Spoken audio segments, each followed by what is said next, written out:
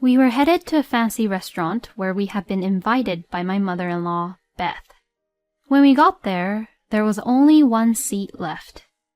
It seems like there is only one seat left, so there is no seat prepared for me? When I asked her that, she grinned and said this. This is only a family gathering, so there was no need for me to prepare a seat for you. Oh, but you'll have to pay the bill for the restaurant. Beth looked really proud of herself as she said this. But I just had enough, and couldn't take it anymore. I will never pay the bill for a stranger. My name is Megan, and I am a 30-year-old office worker. My husband, Andrew, and I have been married for 3 years now. We are currently both working together, and we have been supporting each other and living happily together. My husband does his share of the house chores, and he also works hard at his job. I respect him, and I think we have a very good relationship as husband and wife. We were happily married in that way, but there was still one problem which troubled me, and it was a big problem for me. And that problem was my mother-in-law, Beth.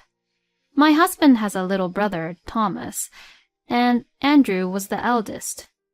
So, that is one of the reasons why Beth loves my husband very much, as he was her eldest son. My husband tells me, "My mother is too overprotective, and she could be a little bit of a hassle." And it seems that he's not a mama's boy, but that Beth is the one who is overly affectionate about Andrew. Probably Beth thinks that her eldest son is the most dependable, so of course she considers me, who married him, to be her enemy. And what's even more funny is that it takes about only 20 minutes by car from my parents-in-law's house to our house, so we live pretty close to each other. So that's why Beth persistently calls us to visit her nonstop. Andrew basically refuses Beth, saying that we were busy. But if he doesn't show up at least once a month, Beth would storm into our house, so he has no choice but to visit her. I wouldn't really mind if Beth only bothered my husband, but she also picks on me and harasses me, which is very annoying. "Oh, Megan, I made you some tea." Well, yours is the third cup which I brewed with the used tea leaves, but I'm sure that the tea would still taste fine. "Oh, thank you very much." It's sour." There seemed to be a lot of vinegar in the tea, so it tasted extremely sour and bad. Seeing me frowning and making faces since it was so sour, Beth was holding her stomach and laughing. "I love that face of yours.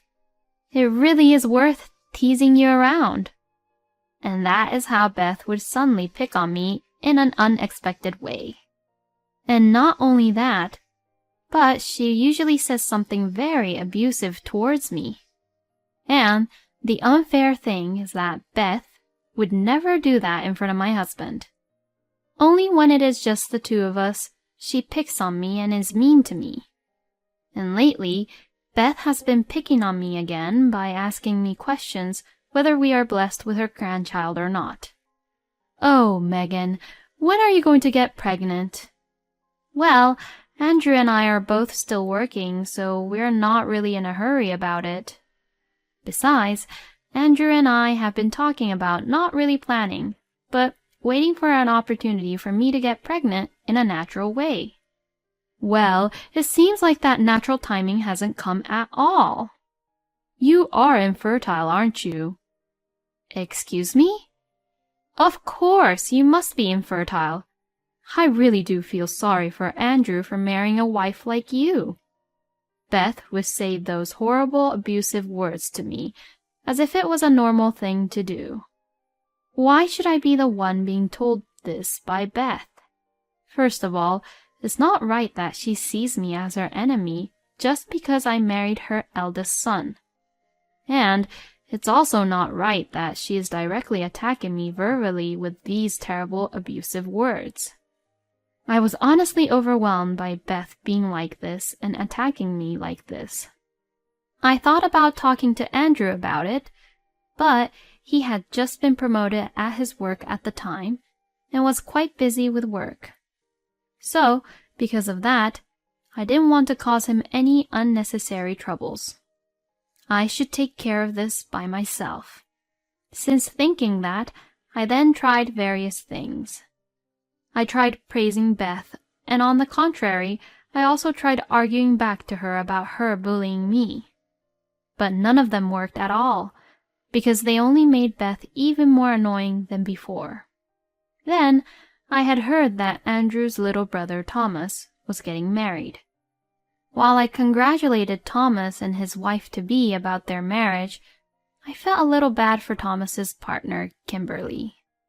I'm completely sure that Kimberly would be in trouble if she finds out that her mother-in-law was such an insane, jealous old woman. Afterwards, Thomas got married successfully to Kimberly, who is now his wife, and had a huge wedding ceremony. Kimberly was very beautiful in her wedding dress, and she actually used to be a model. She had a great shape, and seeing her in her beautiful wedding dress, I thought that she was going to be photographed for a wedding magazine. Then came the first New Year's after Thomas and Kimberly got married. At my parents-in-law's house, relatives gather for a dinner party on New Year's Eve. I was sure that Kimberly would be ordered around by Beth to help out around the dinner party. If she looks like she's having a hard time, then I should be there to support her. That's what I thought to myself, but I was surprised to see what had happened on the New Year's Eve. "Oh, Kimberly! Let's have a drink over there." "All right, Beth." To my surprise, Beth didn't order around Kimberly to help prepare for the dinner party at all, and just treated her nicely. "Oh, Kimberly, you're a very nice and lovely girl, and I'm just so proud of you. She's so different from my eldest son's wife, who does everything wrong when I ask her to do something for me. Having Kimberly here is enough. I don't need any other wife other than her." That's what Beth would say to all our relatives. I was filled with anger and embarrassment. It seems that Beth thought that she could be the center of attention just by being with Kimberly, who was a model, and everyone would be around her. So that's why Beth seems to like Kimberly more. On the other hand, Beth would still pick on me whenever we are alone in the kitchen. "You really are an inconsiderate person, aren't you? If someone has an empty glass, go pour a glass of beer right away. Compared to Kimberly, you're not beautiful, and the only thing you're good at is doing your best at house chores. You're a woman who is infertile and who can't even get pregnant. So just hurry up and do the chores." Beth treated me like that, and in this way, I saw a huge gap between how I was being treated and how Kimberly was being treated by Beth. I think it's amazing that she can change her attitude so blatantly. I tried not to provoke Beth any further and returned to the dining hall after listening to her accordingly. While I was eating at a table away from Beth, some of the relatives who were sitting nearby encouraged me. Beth is a person who would take things for advantage. I mean, she changes her attitude so blatantly. "You really are having a hard time, huh? Now that Beth's in a good mood from the drinks, you should also enjoy the food and drinks while she's being like that." "Thank you." Since some of the relatives are kind to me in this way, I have managed to endure the crappy treatment from Beth. But then, something unbearable happened. One day, my husband received a phone call from Beth. "What? Dad's 60th birthday celebration?" Yes. We were planning to all get together as a family and celebrate his birthday. Of course you will come, right? "Yeah, I will." Could you also ask Megan for her to come to the celebration too? Sure, I'll ask if she can make it or not. Beth has a really loud voice, so I could normally hear her voice from my husband's phone and I could understand what she was saying. Well, I think you heard all about it, but what do you think, Megan? Do you think you can go? Well, I thought about it. I really did not want to see Beth as much as possible. But it would create bitter feelings if I was the only one not attending Jack's 60th birthday celebration. Thomas and Kimberly would definitely be invited, and they would go, so if I don't go, then I would only be the one not attending. Well, Beth wouldn't bully me when Andrew is there with me, so I guess I'd be fine. I told Andrew that I would attend, and then the two of us went shopping for a gift to celebrate Jack's 60th birthday. About 2 weeks later, the day of Jack's 60th birthday celebration arrived in no time. We were told that the party would start at 6:30 p.m., so my husband and I went to the dinner party on time. We headed for a fancy restaurant where we had been invited by Beth. When we arrived and were shown to the private room, all the other relatives were already there. Oh, so everyone had already arrived. You're all early. My husband said that, and to that, Thomas replied, No, Mother told us that today's dinner party starts at 6 p.m. What? No, it's from 6:30, right? My husband looks at me as he said that. To that, I said, Yes, Beth called me the day before yesterday about the start time and told me that it would be from 6:30 p.m. Then to this, Beth says, I clearly said it would start from 6 p.m., didn't I? Megan, you must have misunderstood. And she began to get angry. I don't want you to talk as if it was my fault when you're the one who got it wrong. As she said that, then it hit me that I was being set up. Beth was trying to make me the bad guy, to get everyone to blame me. Oh, there. It's not like we're going to run out of food. And now that we're all here, let's get on with it. Jack, who was the main host of the party, said so, and it was settled for the time being. My husband and I walked to the end of the dining hall where there was an empty seat. But then I noticed something. When I got there, there was only one seat left. It can't be. It was Beth who had organized this dinner party. There was no way that Beth would not have prepared a seat for Andrew. This means that she probably did not prepare a seat for me on purpose. She probably lied to us about the starting time because she wanted to make sure we would be the last to arrive. You didn't prepare a seat for me? When I asked her that, Beth said this with a huge grin on her face. Oh, did I perhaps make a mistake? Did I miss a seat for you? I'm sorry. I thought I had enough seats for everyone, but I must have made a mistake then, Beth lied in a way that was completely easy for me to understand that it was a lie.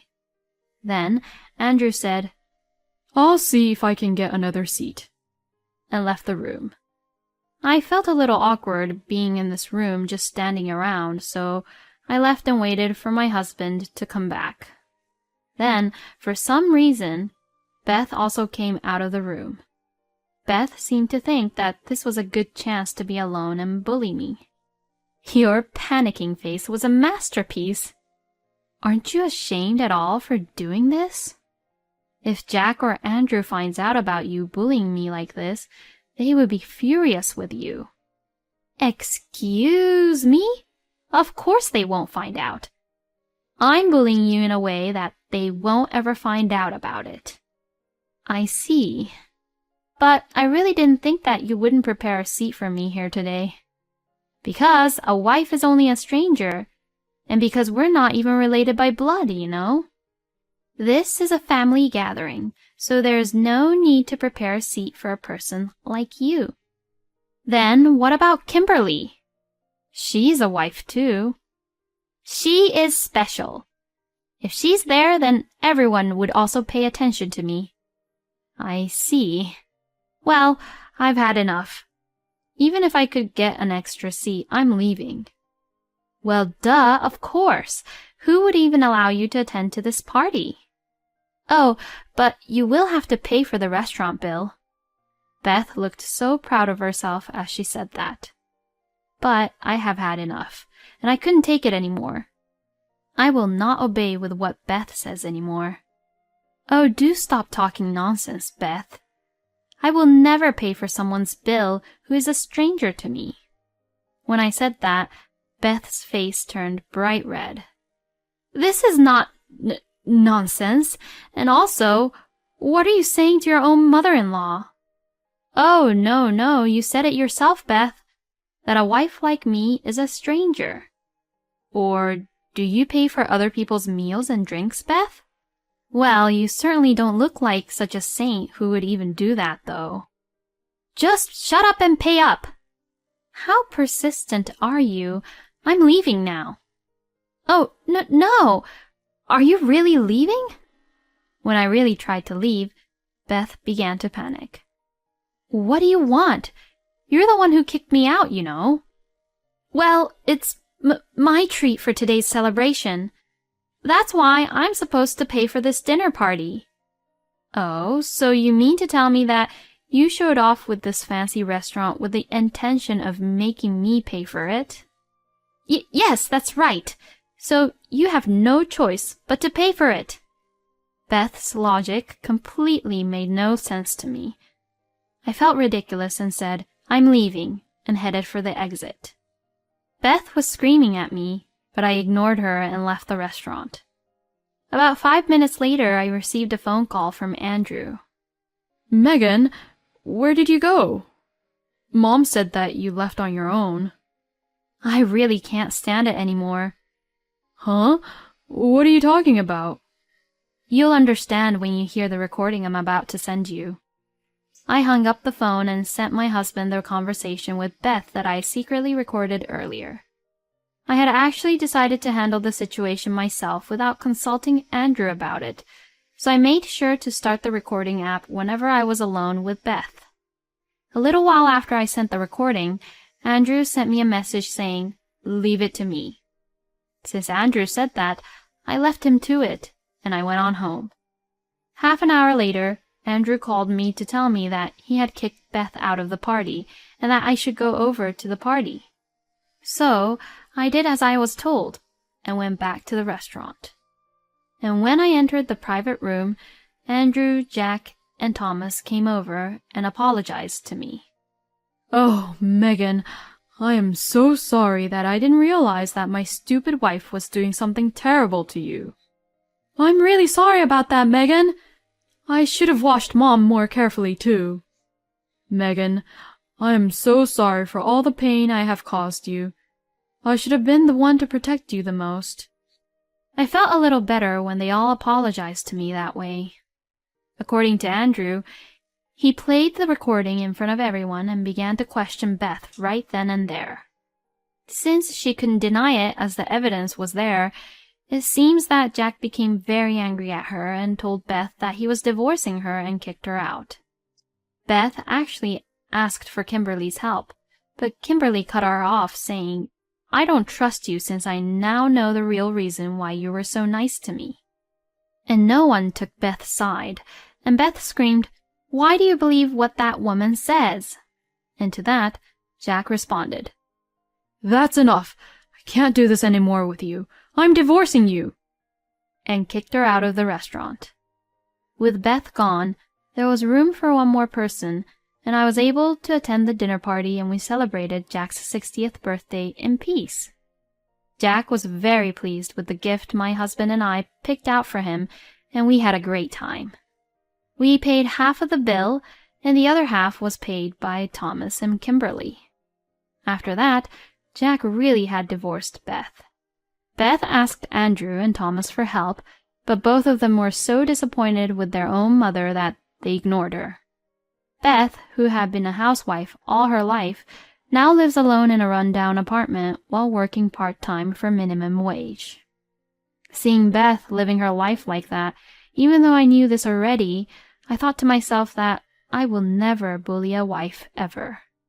If I ever have children and they have a wife in the future, I will make sure that I will never be like Beth. For now, I will enjoy our peaceful married life as much as I can. It is unbelievable of Beth to try to get her own daughter-in-law to pay for the restaurant without preparing a seat for her. I was just really appalled at Beth's bullying and how she treated Megan. After all, that's the reason Jack divorced Beth. So, I do believe that Beth deserves what she got. I wish Megan a happy life with her wonderful husband. Thank you for watching until the end. Please subscribe to our channel. We hope to see you in our next video.